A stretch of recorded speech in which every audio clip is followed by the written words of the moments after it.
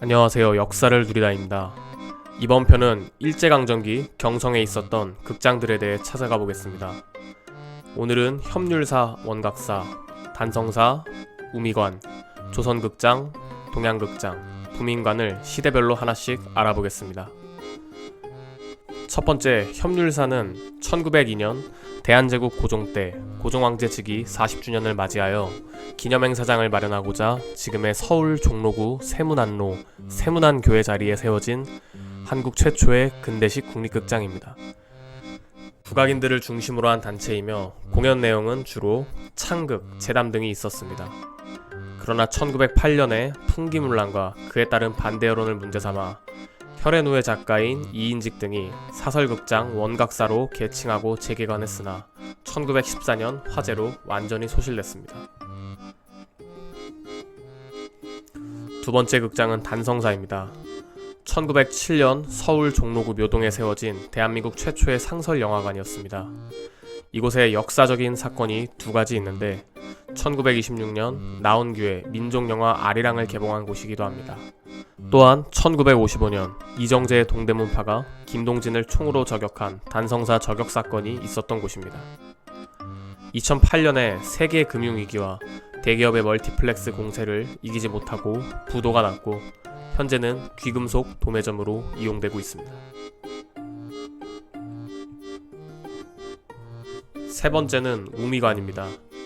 1912년 지금의 서울 종로구 관철동 우미관 호텔이 위치한 곳에 있던 조선인 전용극장입니다.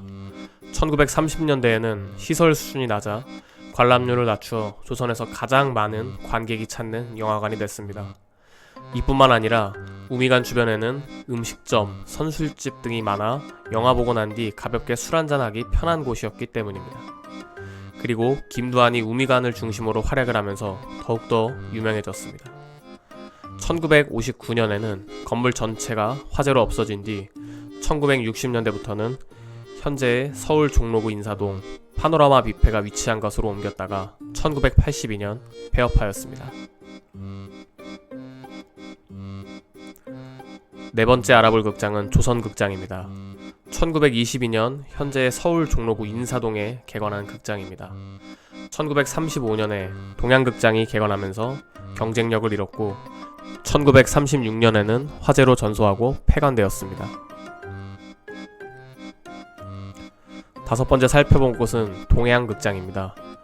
이곳은 1935년에 지금의 서울 서대문구 충정로 일가 문화일보 위치에 세워진 연극 전용 극장입니다. 1976년에 폐관된 후 현대그룹이 인수해 교육장으로 사용하다가 1990년 완전히 철거되었습니다. 마지막 살펴볼 곳은 부민관입니다. 부민관은 1935년 경성부가 경성에서 강연 또는 공연을 위해 경성전기 주식회사의 기부금으로 서울 중구 태평로 일가에 세운 극장입니다. 기존의 이 자리에는 조선 고종의 후궁이자 영친왕의 어머니인 순원 황기비 엄씨의 위패를 봉안한 덕왕궁이 있었습니다.